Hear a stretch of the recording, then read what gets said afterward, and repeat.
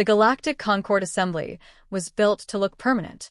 Its ringed halls circled a dead star, anchored by mathematics so precise that nothing ever drifted, nothing ever decayed. Delegates liked to believe that was symbolic, that the galaxy itself had reached a similar state of balance. Wars were regulated. Violence was categorized. Extinction was officially obsolete. The assembly chamber filled slowly, species arriving in measured silence, carried by gravitic platforms or articulated limbs or wings that folded with ritual grace. Every civilization here had survived its violent youth. That was the shared assumption, repeated so often it hardened into doctrine. Humanity, seated near the outer arc, was considered proof of the theory. They were young by galactic standards, emotionally transparent, physically fragile. They smiled too easily, apologized too often. Their diplomats spoke of cooperation with an almost embarrassing sincerity. When disputes arose, humans offered concessions before demands. When threatened, they asked questions instead of drawing lines. Predator species found them laughable. Strategists found them irrelevant. An agreeable people, murmured Ambassador Trelk of the Visari Combine, watching the lone human representative review documents with careful attention. Soft-spined, but useful. Pets, corrected another delegate, idly. Given enough time, they might become ornamental. No one disagreed. At the center dais, High Executor Vale Thrix observed the chamber through eyes evolved for hunting. The Car Dominion did not share the Concord's illusions. They remembered conquest clearly. They respected only power demonstrated without apology. Vale Thrix had studied humanity's file. It offended him. A species that spoke endlessly of peace yet maintained fleets. A people who claimed moral restraint while possessing industrial capacity far beyond necessity. The contradiction was obvious. Pretense, he decided. Prey learned mimicry all the time. When the session's formalities concluded, Vale Thrix rose. His frame unfolded to its full height, casting layered shadows across the chamber. The murmurs faded. The Dominion petitions recognition of an expansion initiative, he announced. Border regions adjacent to unclaimed human frontier space. The word unclaimed rippled faint irritation through a handful of delegates. Humans had settled those systems sparsely, preferring diplomacy to assertion. No fortresses. No show of force. Just habitation.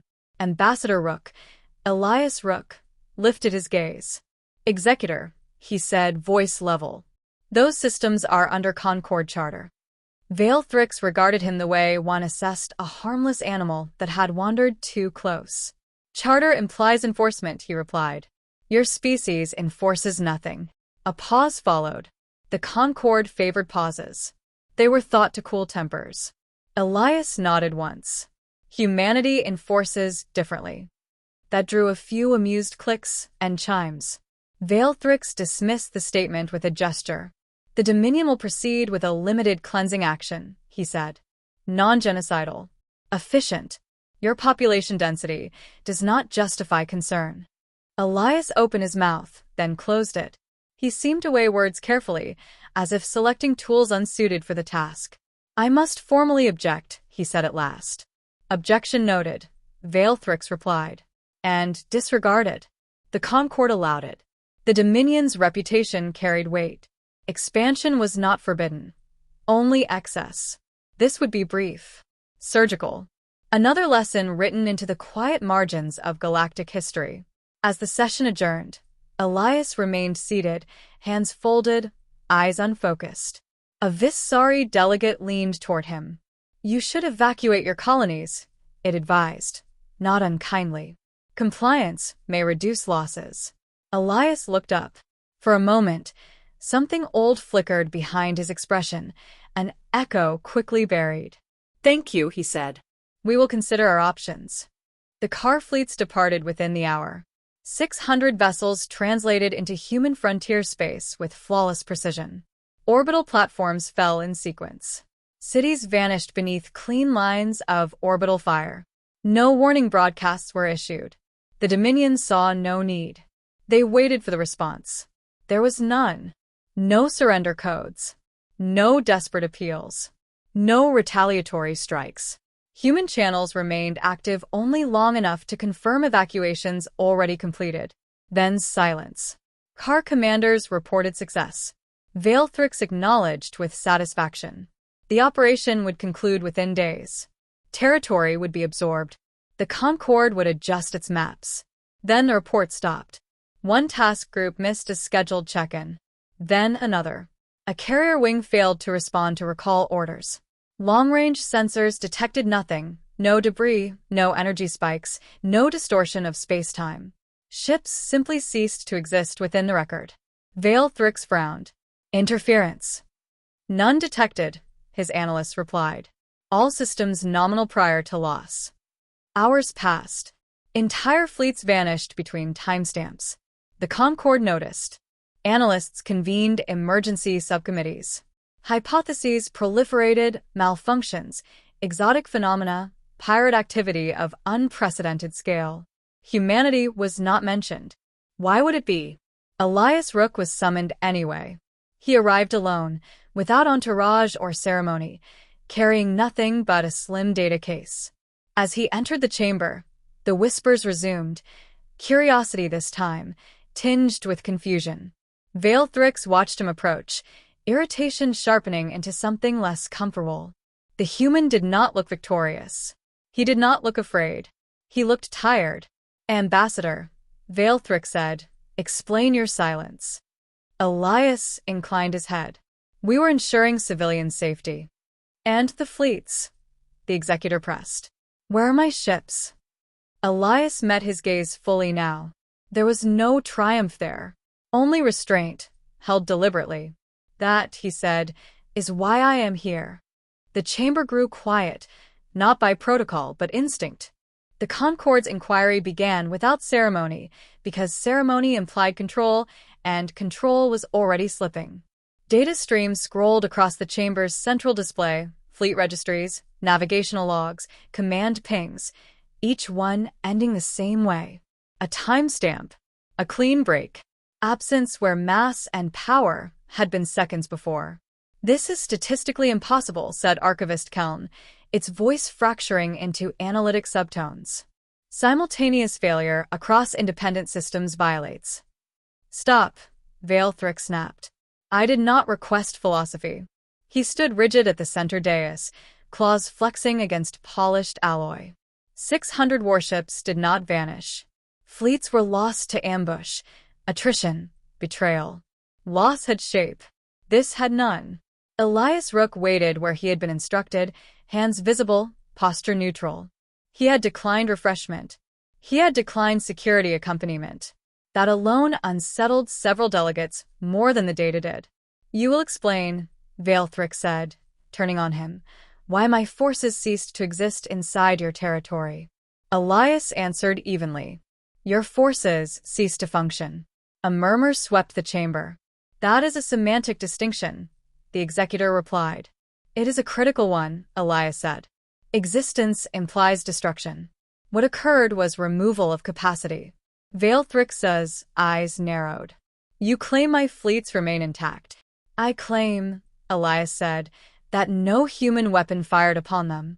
The statement landed badly. Ambassador Trelk leaned forward. That contradicts every sensor record. Entire armadas disappeared within human space. Yes, Elias agreed. After your first strike, a projection flared above the dais. Images of human frontier worlds rotated slowly, cities reduced to glassed outlines, orbital habitats split with precise violence. No screams accompanied the footage, just the quiet efficiency of Dominion doctrine. You call this restraint? Vailthrix demanded. No, Elias said.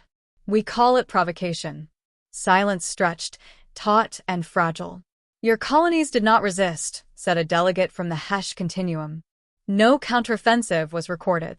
Correct, Elias replied. Resistance would have escalated. Into what?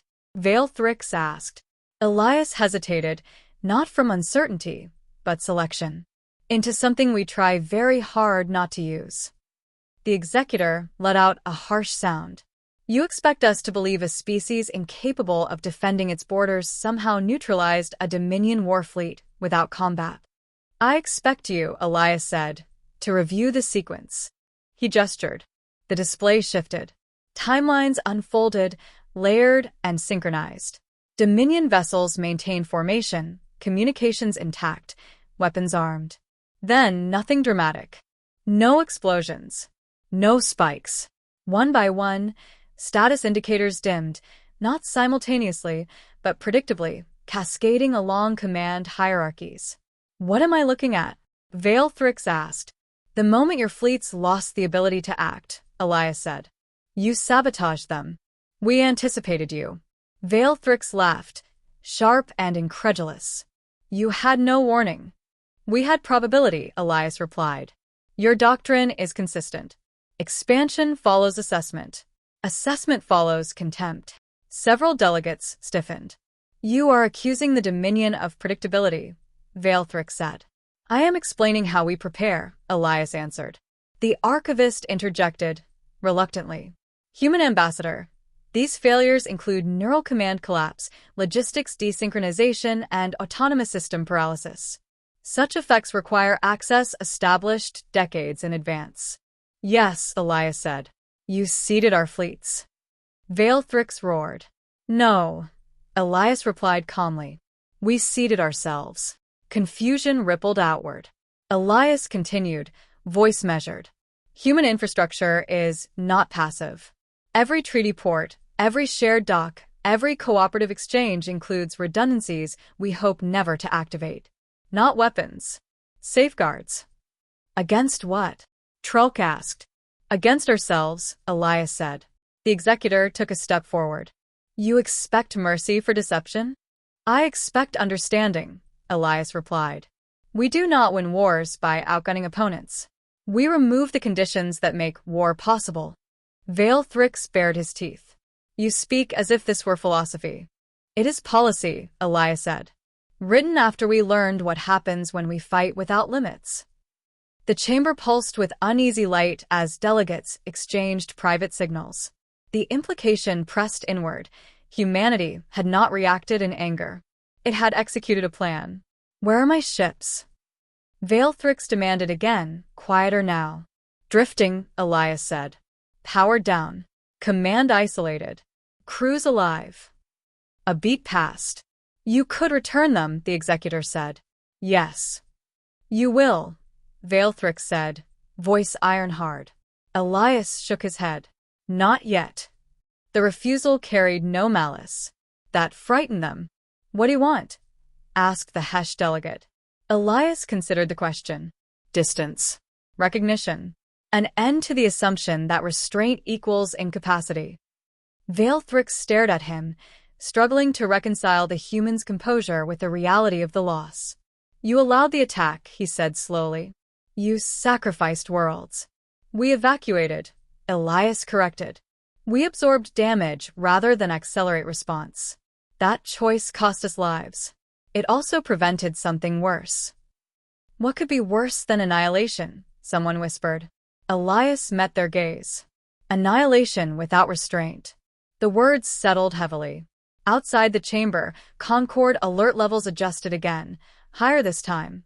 Defensive systems recalibrated, not in fear of immediate assault, but in recognition of a variable previously discounted. Vale Thrix exhaled, a long, controlled sound. You are not what you appear. No, Elias agreed. Neither are you. The executor's claws stilled. For the first time, doubt crept into his posture. Then speak, Vale Thrix said. Explain what you are. Elias did not begin with a threat. He did not begin with justification. He began with context. Humanity, he said, did not enter the stars as explorers. We arrived as survivors. The Concord chamber dimmed, adjusting to the visual record unfolding above them. Not fleets. Not weapons. Images of a single planet filled the space, blue, fractured by borders that no longer existed. These are not simulations, Elias continued. They are records.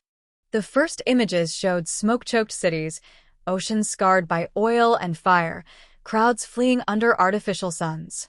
The footage advanced without commentary. Timelines accelerated. Casualty numbers appeared briefly, then vanished, as if embarrassed by their scale. Veilthrix watched in silence. He had seen conquered worlds before. This felt different. There was no external enemy in the footage. Only humans. "You fought yourselves," he said. "Yes," Elias replied. Repeatedly. Enthusiastically. A murmur stirred. Several delegates looked away. "We learned early," Elias went on, "that violence scales faster than wisdom. Every technological leap multiplied our ability to kill long before it improved our ability to decide when not to." The display shifted. Lines traced industrial output, population growth, weapons development. Each curve climbed sharply. None leveled gently. "Your species survived this?" asked Archivist Keln. "Barely," Elias said. "Twice." Veilthrix's head tilted. "Twice." Elias nodded. "The first time taught us fear. The second taught us discipline." The word lingered.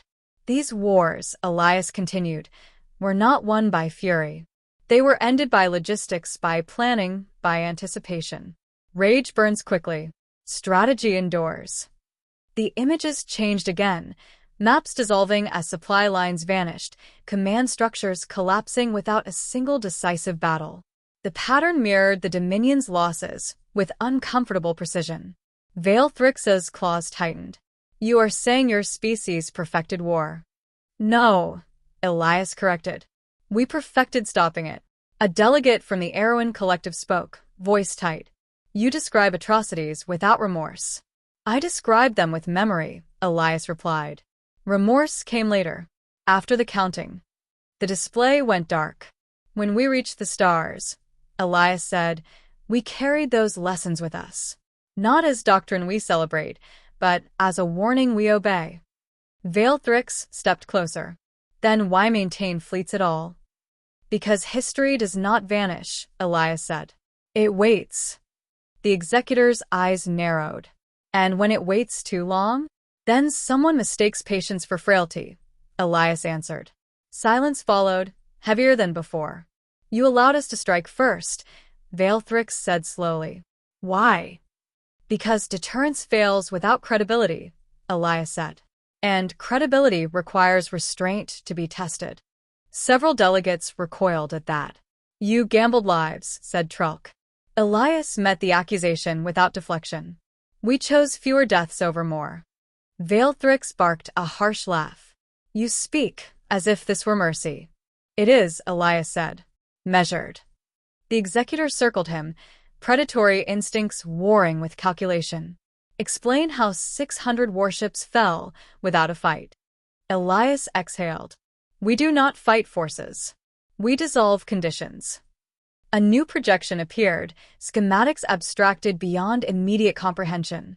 Nodes. Dependencies. Cascading failures. "Your fleets relied on centralized command optimization," Elias said. "Efficiency over redundancy. A strong choice, until predictability becomes a liability." "You hacked us," Veilthrix growled. "We modeled you," Elias replied. "Years ago. Long before first contact. Your expansion patterns are well documented." The executor stopped. "You planned for us before meeting us." "We planned for everyone," Elias said. "Including ourselves." The archivist's voice trembled. "This implies long-term infiltration of shared systems." "Infiltration implies hostility," Elias said.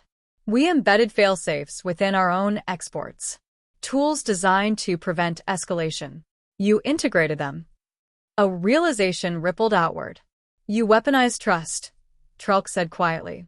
"No," Elias replied. "We ensured it." Veilthrix stared at the projections, then back at the human. "You could have destroyed my fleets." "Yes." "You chose not to." "Yes." "Why?" The question escaped him before he could stop it. Elias considered the executor not as an enemy, but as a mirror. Because destruction teaches nothing. Absence does. The chamber absorbed that. We removed your capacity to project force, Elias continued. Your crew's live. Your ships remain. Your command doctrine no longer functions. You crippled us, Veilthric said. We paused you, Elias replied. There is a difference. The executor's posture slackened, just slightly. And if we rebuild? Elias's voice did not change. Then we repeat the lesson. The threat lay not in volume, but certainty. A delegate whispered. You could rule us. Elias turned toward the sound. We do not want to rule. Governance requires proximity. Proximity invites conflict. What do you want? Asked the Erewhon.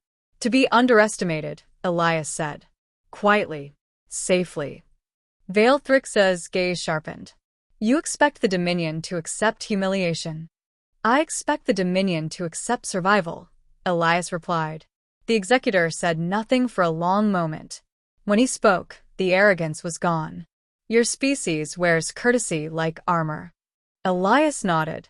Because naked truth tends to cause panic. Veilthrix looked around the chamber, at delegates no longer lounging, at systems recalibrating in silent alarm, at a galaxy reassessing its assumptions. You are monsters, he said. Elias did not flinch. Yes. The admission struck harder than denial. But monsters, Elias added, who learn what happens when we stop pretending we aren't. The Concord chamber remained still. No verdict was issued. None was needed. Understanding, once gained, had already begun rewriting the balance of power. The Concord did not adjourn. No one suggested it. No protocol covered what followed understanding. The chamber remained sealed, its vast mechanisms humming softly as if reluctant to interrupt what had become inevitable. Veilthrix stood motionless. The predator's certainty that had shaped his posture for centuries was gone, replaced by something brittle and unfamiliar. He was no longer facing an enemy fleet. He was facing a conclusion. You have shown us history, he said at last. You have shown us method. Now show us outcome. Elias inclined his head. As you wish. The display reactivated, this time stripped of abstraction. Real-time feeds appeared. Dominion vessels drifting in formation, power cores dormant, weapons safetied by their own systems. Crew compartments showed living beings, confused but unharmed, command interfaces locked behind permissions that no longer resolved. These ships will not respond to car command structures, Elias said. Your hierarchies depend on centralized authorization. We removed the certainty of command. Veilthrix stared. You erased our doctrine. No, Elias replied. We revealed its single point of failure. A Concord security analyst spoke, voice tight. Can this be reversed? Yes, Elias said. Over time. With effort. With adaptation. How much time? Another delegate asked. Elias did not hesitate. Enough for you to decide whether you wish to remain a civilization. The weight of that answer settled across the chamber. Veilthrix's claws scraped against the floor as he stepped closer to the projection. You ended the war before it was acknowledged. We ended its momentum, Elias corrected. Wars do not require hatred. They require continuity. And you broke it, Veilthrix said. Yes. The executor's shoulders sagged, just perceptibly. Had we struck another species, this would have been victory. Elias met his gaze. Had you struck another species, we would not be speaking. That truth landed harder than any accusation. A senior Concord arbiter rose, voice formal but strained. Ambassador Rook, the Assembly must consider classification. Your capabilities may warrant designation as an existential threat. Elias turned to face them fully. We anticipated that. You manipulated shared infrastructure, the arbiter continued. You disabled a sovereign military. These actions exceed accepted bounds. They remain within self-defense, Elias replied. Delayed, measured, and reversible. Only at your discretion, the arbiter said. Yes, Elias agreed. That is the risk of restraint. It requires trust. A low murmur spread. Veilthrix laughed softly, without humor. Trust, he said. From monsters. Elias did not deny it. from monsters who learned what happens when trust is absent. The Concorde fell quiet again. "What is humanity's demand?" asked Trulk, carefully. Elias shook his head. "We make no demands. That is not how power behaves," the Arbiter said.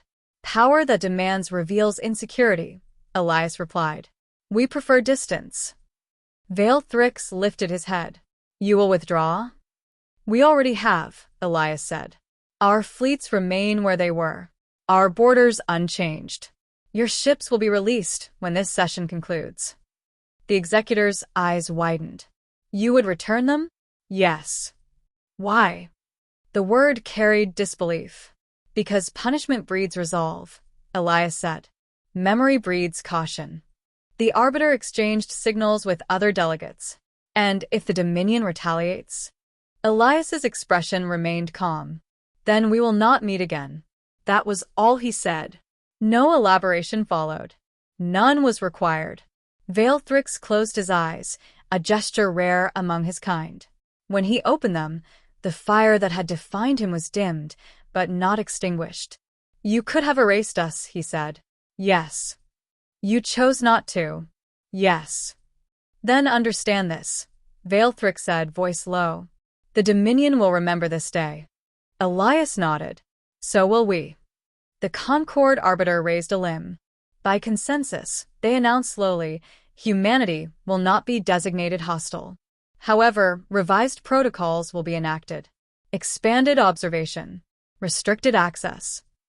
Elias accepted the verdict without reaction. "That is reasonable." "You will be watched," the Arbiter added. Elias allowed a faint smile. "We always are." Systems across the chamber began powering down from elevated alert. Not fully. Never fully again. New thresholds embedded themselves into the Concorde's vast defense lattice, quietly redefining danger. The session finally adjourned. As delegates departed, conversations were muted, movements cautious. Species that once brushed past humanity without notice now tracked Elias's path with wary attention. No one approached him. Vale Thrix remained until the chamber was nearly empty. When he spoke, it was without audience. "You wear civility convincingly," he said. Elias gathered his data case.